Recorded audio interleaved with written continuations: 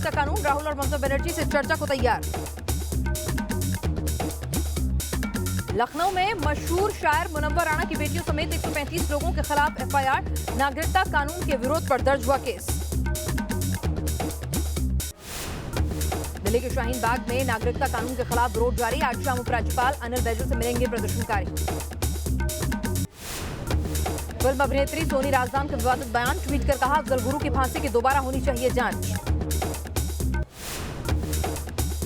CM Uddhav Thackeray से मिलेगा पाथरी गांव का प्रतिनिधिमंडल, साईं बाबा की जन्मस्थली की खोज के लिए समिति बनाने की करेगा मांग। जेएनयू से फिर आई झड़प की तस्वीरें, बीबीबी के छात्रों पर कुछ लोगों ने लगाया मारपीट का आरोप, वीडियो वायरल। जम्मू कश्मीर के अवंतीपुरा इलाके में सुरक्षा बलों ने 2 आतंकवादियों को किया ढेर, मुठभेड़ में एक जवान हुआ शहीद। आतंकियों के साथ गिरफ्तार बर्खास्त डीएसपी देवेंद्र सिंह पर कसा शिकंजा, डीजीपी मेडल के साथ सभी पदक छीने, देवेंद्र से एनआईए की पूछताछ जारी। पीएम मोदी और नेपाल के पीएम केपी शर्मा ओली ने किया चेकपोस्ट का उद्घाटन, पीएम ने कहा नेपाल के साथ भारत के अटूट संबंध। भारतीय अर्थव्यवस्था को एक और झटका, आईएमएफ ने फिर घटाया भारत के विकास दर का अनुमान, मौजूदा साल में जीडीपी 4.8% रहने का अनुमान। गुजरात के सूरत में आग का तांडव, रघुवीर मार्केट की बिल्डिंग में लगी आग, दमकल की कई गाड़ियां मौके पर पहुंची। छत्तीसगढ़ के दुर्ग में ट्रिपल मर्डर से सनसनी, पति पत्नी को अज्ञात बदमाशों ने जिंदा जलाया, 1 साल की मासूम ने भी तोड़ा दम। गणतंत्र दिवस परेड में पहली बार बाइक पर करतब दिखाएगा सीआरपीएफ का जय डेविल महिला दस्ता, राजपथ पर आज सुबह की रिहर्सल। इराक के बगदाद में अमेरिकी एम्बेसी पर टारगेट कर फिर दागे गए 3 रॉकेट, अमेरिका का दावा, ईरान ने ग्रीन जोन में किया हमला। चीन में स्प्रिंग फेस्टिवल की रौनक, रंग बिरंगी लाइटों से रोशन हुई राजधानी बीजिंग, बड़ों से लेकर बच्चों तक सभी ने जमकर की मस्ती। इंदौर में दूल्हे ने दौड़कर निकाली बारात, 11 किलोमीटर दूर फेरे लेने पहुंचा, लोगों को फिटनेस का दिया संदेश। हिमाचल के पहाड़ों में ताजा बर्फबारी से बढ़ी ठंड, शिमला में स्नोफॉल के बाद पारा -2 पहुंचा, पुंछ में बर्फबारी से ढकी गाड़ियां। मुंबई में वाइफ करीना कपूर के साथ मूवी डेट पर निकले सैफ अली खान, जुहू के पीवीआर के बाहर हुए स्पॉट। मुंबई में डांस प्लस के सेट पर पहुंचे बॉलीवुड के किंग शाहरुख खान, सीजन 5 की चल रही है शूटिंग।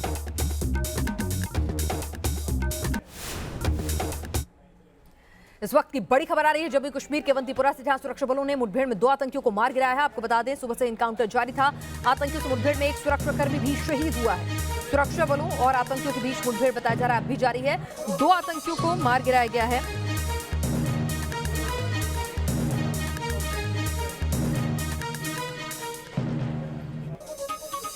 हमारे साथ इद्रिस लोन इस वक्त जुड़ चुके हैं। इद्रिस, क्या अपडेट इस एनकाउंटर पर आपके बारे में, क्या एनकाउंटर पूरा हो चुका है, क्या अपडेट आपके पास?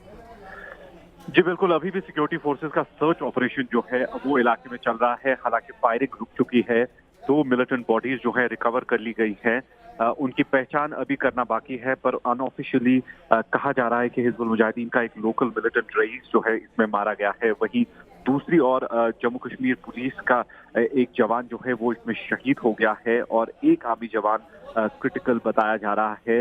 मैं आपको बता दूं कि सुबह सवेरे सिक्योरिटी फोर्सेस को टिप ऑफ मिला था कि इलाके में मिलिटेंट्स मौजूद हैं, जिसके बाद कॉर्डन एंड सर्च ऑपरेशन चलाया गया और उसी दौरान मिलिटेंट्स ने सिक्योरिटी फोर्सेस पर फायर खोला, जिसके बाद ये इनकाउंटर शुरू हुआ। अब जाकर फायरिंग रुक चुकी है, सर्च ऑपरेशन अभी भी जारी है।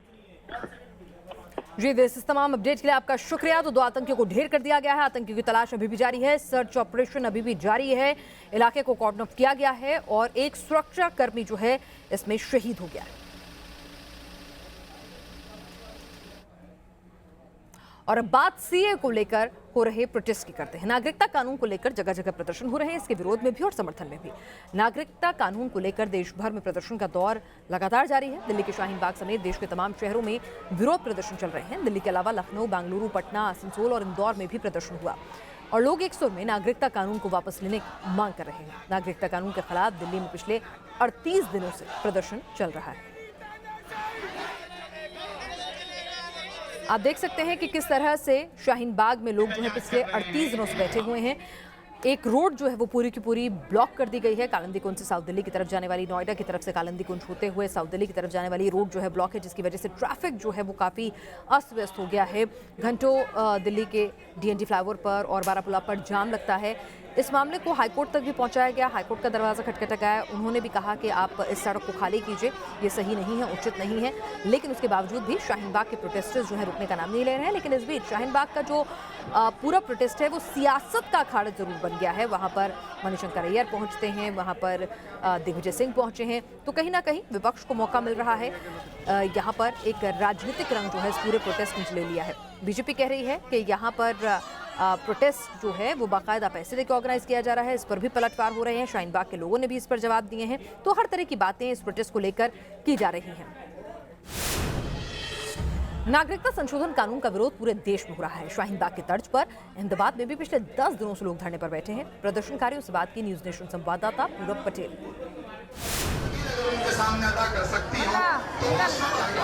लखनऊ में कुछ लोगों के खिलाफ मामला भी दर्ज हुआ और शाहीन बाग में लोगों को समझाया जा रहा है कि आप ये धरना है वो ख़त्म कर लीजिए, विरोध ख़त्म कर लीजिए। अहमदाबाद में भी बीते 10 दिनों से शाहीन बाग के तर्ज पर ही धरना प्रदर्शन हो रहा है। आप देख सकते हैं लिखा हुआ है अहमदाबाद का शाहीन बाग प्रदर्शन। कुछ लोग हैं उनसे बातचीत करते हैं। आप बताइए कि लखनऊ में आज बहुत बड़े शायर हैं मुनव्वर राणा, उनकी बेटियों के खिलाफ पुलिस ने मामला दर्ज किया क्योंकि वो CAA के खिलाफ प्रदर्शन कर रही।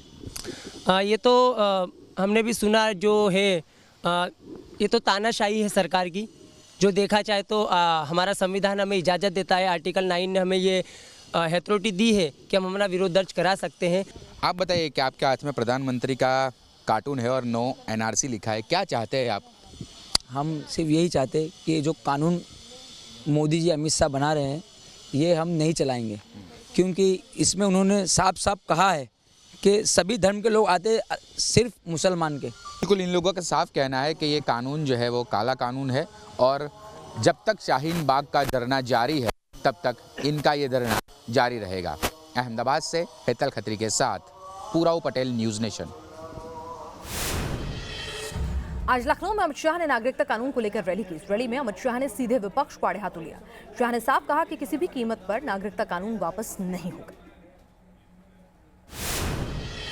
ये मेरे सिख भाई, हिंदू भाई, बौद्ध भाई जो वहां से भाग कर आए, उनको नागरिकता देने का एक कानून है, सिटीजनशिप अमेंडमेंट बिल।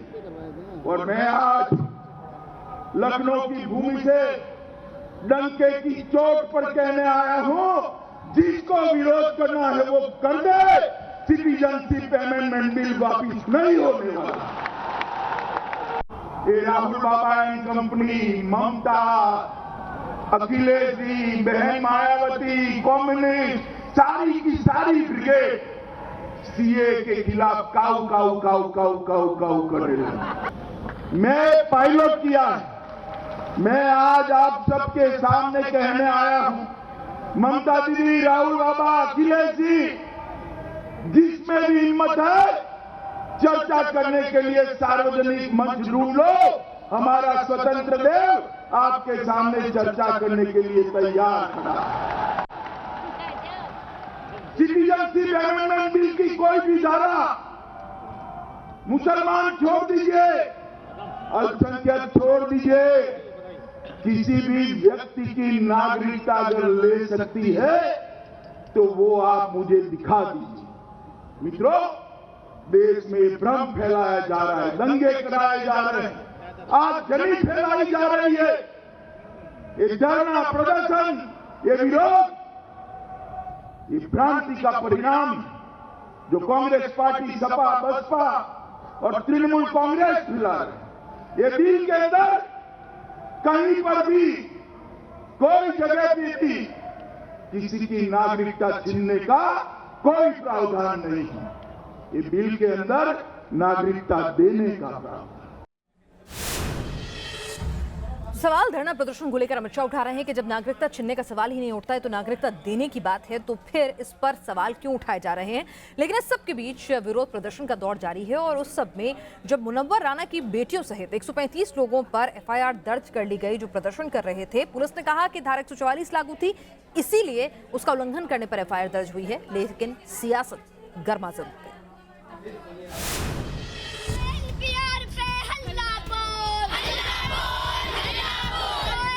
देश की राजधानी दिल्ली के शाहीन बाग तो उत्तर प्रदेश की राजधानी लखनऊ में सीएए के खिलाफ लोग सड़कों पर हैं। शाहीन बाग में दिल्ली हाईकोर्ट के आदेश के बावजूद भी लोग सड़क जाम किए हैं, लेकिन यूपी पुलिस प्रदर्शन से हो रही परेशानियों को देखते हुए हरकत में आई और 159 लोगों के खिलाफ केस दर्ज कर दिया। लखनऊ में धारा 144 लागू होने के बाद भी नागरिकता संशोधन कानून के विरोध में घंटाघर में प्रदर्शन हो रहा है। प्रदर्शनकारी पुलिस के लाख मान मनोबल के बावजूद एक नहीं सुन रहे, जिसकी वजह से लोगों को परेशानी हो रही है। लखनऊ के घंटाघर में हो रहे प्रदर्शन के मामले में पुलिस ने 3 मुकदमे दर्ज किए हैं।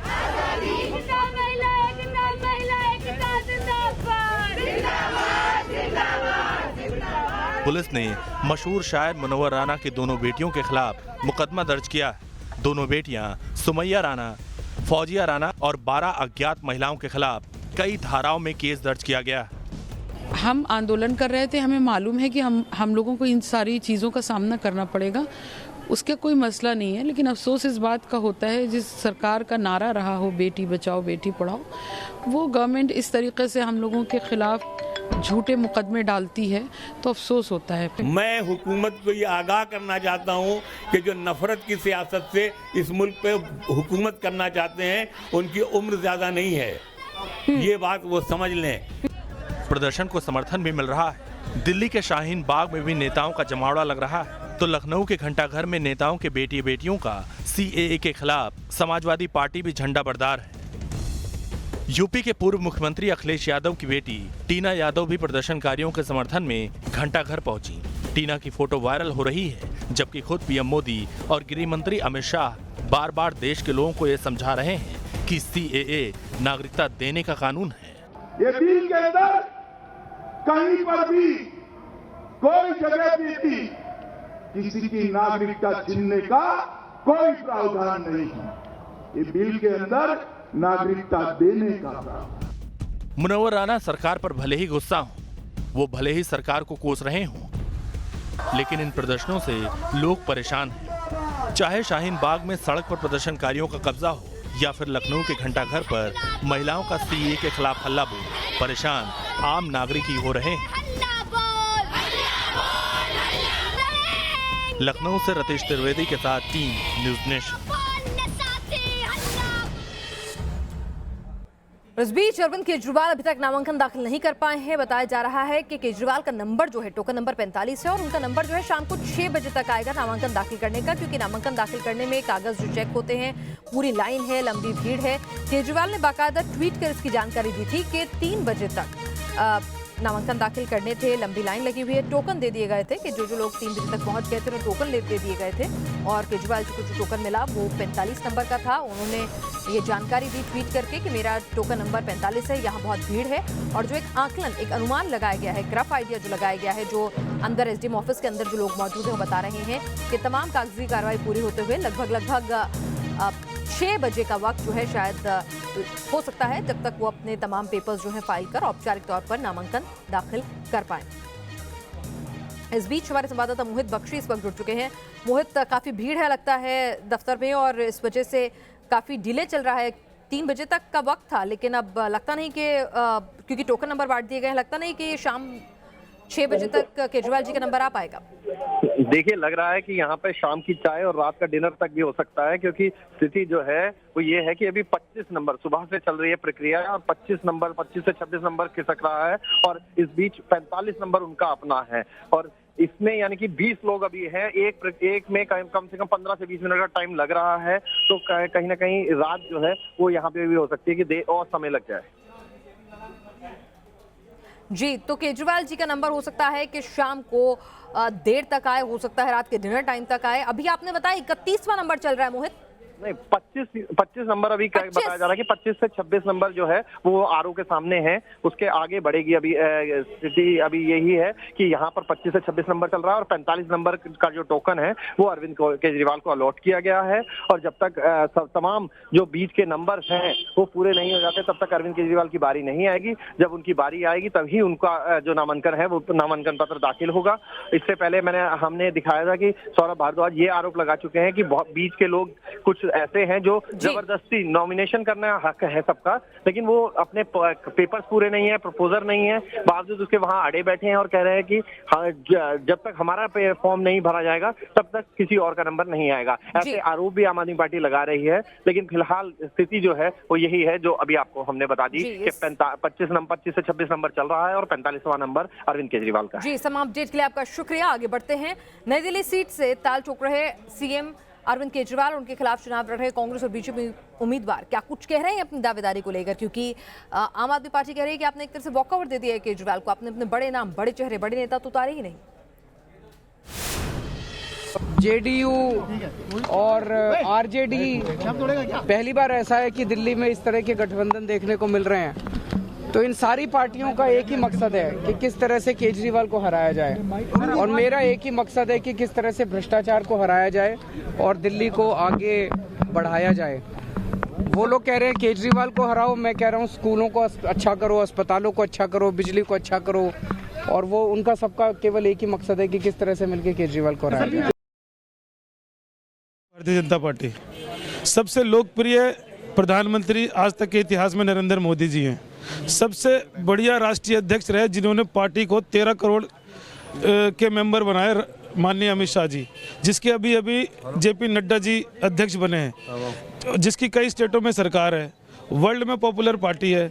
ऐसे पार्टी का युवा मोर्चा दिल्ली प्रदेश का अध्यक्ष जो 3 साल से लगातार आम आदमी पार्टी की पोल खोल रहा है, वो क्या लो प्रोफाइल हो सकता है? केजरीवाल ने हमेशा चैलेंज की राजनीति करी है। केजरीवाल से ये पूछो कि जब तूने शीला दीक्षित को चैलेंज किया था आपने केजरीवाल जी, तब आप क्या बहुत बड़े सेलिब्रिटी थे? आपने सिर्फ इतना काम किया था कि आंदोलन में अन्ना का साथ दिया और उसका फायदा उठा के मौके से कह दिया कि मैं लड़ूंगा शीला दीक्षित के खिलाफ। वो तो हारने आए थे क्योंकि उन्होंने झूठ इतना ज्यादा बोल दिया 70 वादे करके कि वो गलती। अरविंद केजरीवाल जो मुख्यमंत्री हैं वो लोकल नहीं हैं और बाहरी हैं, और उन्होंने कोई भी मेरे क्षेत्र में कार्य नहीं किया। मैं समझता हूं कि किसी व्यक्ति ने अगर नई दिल्ली में कोई कर्म नहीं किया तो उसे दिल्ली में भी नहीं किया होगा। मैं एक सरकारी कर्मचारी का बेटा हूं, मेरे माँ बाप दोनों सरकारी कर्मचारी, मैं सफाई कर्मचारी की दर्द समझता हूं, इनके बीच में पैदा हुआ हूं, इनके बीच में मैंने जन्म लिया है, इन्हीं के बीच में मैं गलती से राजनीति में आया। एक भी मोहल्ला क्लिनिक नहीं खोला, आप पूछिए पूरे इलाके में जाकर, एक भी स्कूल अपग्रेड नहीं कराया। मेरे यहाँ पानी का बिल पहले ही नहीं आता था केजरीवाल के टाइम से। क्या देश की आज़ादी के बाद कांग्रेस ने पानी का बिल नहीं दिया था सरकारी कर्मचारियों को? सरकारी कर्मचारियों का बिल हमारे घर में मीटर नहीं होता, हमारे यहाँ जो प्राइवेट घर है उनमें मीटर होता है। मेरे यहाँ तो बिजली केजरीवाल ने महंगी करी है, हमें तोहफे में दिया है electronic smart meter. CM Kejriwal के माता पिता को जीत का पूरा भरोसा है, क्या कुछ कहा उन्होंने, आइए वो भी आपको सुनवाते हैं। मुद्दा काम के ऊपर बहुत है, जो उन्होंने काम किए हैं इतने, फ्री बिजली, फ्री स्कूल, वो मोहल्ला क्लिनिक, हेल्थ क्लिनिक, वो सारे काम सारों को पता है। दिल्ली वालों को, सारे दिल्ली वाले 70 में से 70 उम्मीद कर रहे हैं। 70 में से 70 सीटें आ रही हैं। 70 में से 70 पक्का। आशीर्वाद दिया बेटे को तीसरी बार पक्का। हाँ, आशीर्वाद दिया। क्या बात की? और इस बीच एक और अहम खबर आ रही है, आपको बता दें कि शाहीन बाग का जो विरोध प्रदर्शन कर रहा प्रतिनिधिमंडल है वो पहुंचा है उनकी तरफ से प्रदर्शनकारियों का उपराज्यपाल से मुलाकात करने के लिए। उपराज्यपाल से मुलाकात कर वो अपनी बात रखेंगे। आपको बताते हैं इस बीच दिल्ली पुलिस ने भी तीसरी बार गुजारिश की है कि आप वो सड़क खाली कर दें, लोगों को आवाजाही में काफी दिक्कत हो रही है। आप ये तस्वीरें देख सकते हैं एलजी हाउस से, जहां पर शाहीन बाग में सीए के खिलाफ धरने पर बैठे लोगों का एक प्रतिनिधि मंडल जो है वो पहुंचा है उपराज्यपाल से मुलाकात करने के लिए। हमारे साथ सईद आमिर हुसैन है इस वक्त और ज्यादा अपडेट के साथ। सईद, क्या कुछ पहले से कोई टाइम लिया हुआ था इस मीटिंग के लिए, अचानक ये मीटिंग हुई है, क्या उपराज्यपाल ने समय दे दिया है? क्या कहना चाहते हैं वो लोग? किन मांगों के साथ जा रहे हैं अंदर? देखिए, ये जिस तरह से लगातार अंदर तरीके से बातचीत लगातार चल रही थी, वो तीनों महिलाएं वही हैं जो लगातार सबसे पहले प्रोटेस्ट में बड़ा हिस्सा बनी थी। सूत्र बता रहे हैं कि इसमें बेगम आसमा है और बेगम सरवरी हैं और उनके साथ एक और महिला है और टोटल 8 लोगों का डेलीगेशन है जो कि एलजी से मिलने पहुंचा हुआ और खासतौर पे इस बात को लेकर के कि जो आश्वासन है उसको लेकर के और साथ में जिस तरह से लगातार यहाँ पे मांग उठती है, ये न्यूज नेशन लगातार दिखाता रहा है कि कम से कम सरकार की तरफ से कोई डेलीगेशन आए, बातचीत करे। इसको लेकर के कई बार कवायद हुई बातचीत की तरफ से, लेकिन कोई हल नहीं निकल पा रहा था। आज एलजी की तरफ से चूंकि समय मिला, इसलिए तीनों महिलाएं और वहां पे पहुंचे और खासतौर पे अपने मुद्दों को सामने रखने की कोशिश की। सरकार भी चाहती है कि इसका हल निकले, क्योंकि लगातार पिछले 38 दिनों से रोड बंद है, कोई हल नहीं निकल पा रहा है। तो ये अपनी बात रखेंगे। 5:30 बजे इस मामले पर पीसीबी है, हालांकि ऑर्गेनाइजर से हमारी बातचीत हुई, हमने सुबह भी इस बारे में पूछा था कि क्या कोई मीटिंग होने वाली है आज, तो यहाँ पे ऑर्गेनाइजर्स ने अलग बात बताई थी, जिसमें साफ तौर पर उन्होंने कहा था कि ऐसी कोई मीटिंग हम नहीं करने वाले।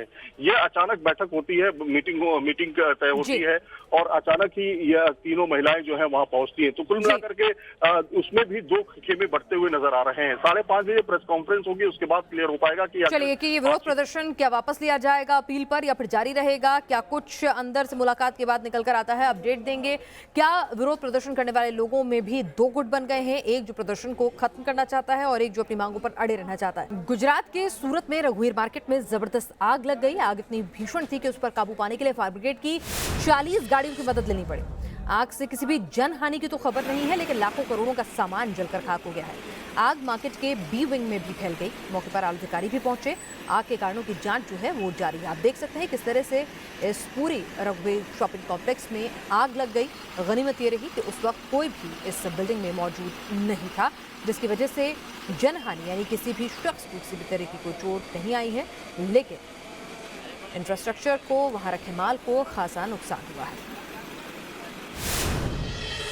और हर बार की तरह गणतंत्र दिवस परेड में कुछ नया देखने को मिलेगा। अभी तक आपने सिर्फ सुना होगा कि सीआरपीएफ में महिलाओं का डेयरडेविल दस्ता है, लेकिन पहली बार 26 जनवरी को ये दस्ता देश के सामने अपनी बहादुरी के कारनामे दिखाएगा। गणतंत्र दिवस की परेड में सीआरपीएफ की डेयरडेविल महिला जवान बाइक पर अलग अलग तरह के खतरनाक स्टंट दिखाएंगी।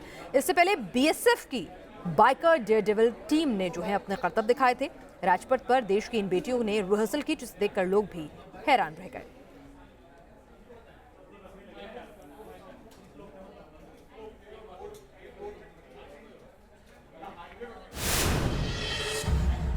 उधर जम्मू कश्मीर, उत्तराखंड और हिमाचल में भारी बर्फबारी लगातार जारी है। हिमाचल के कुल्लू और मनाली और शिमला में भारी बर्फबारी हो रही है, जिसके चलते लोग काफी परेशान हैं। वहीं जम्मू कश्मीर के राजौरी, पुंछ में भी बर्फबारी जारी है। उत्तराखंड में भी बर्फबारी से लोगों का हाल बेहाल है। आप देख सकते हैं किस तरह से पहाड़ों की चोटियां जो हैं इस वक्त बर्फ की सफेद चादर से ढकी हुई हैं। फिर चाहे वो हिमाचल की बात करें, उत्तराखंड के पहाड़ी इलाकों की बात करें या फिर हम बात करें जम्मू कश्मीर की।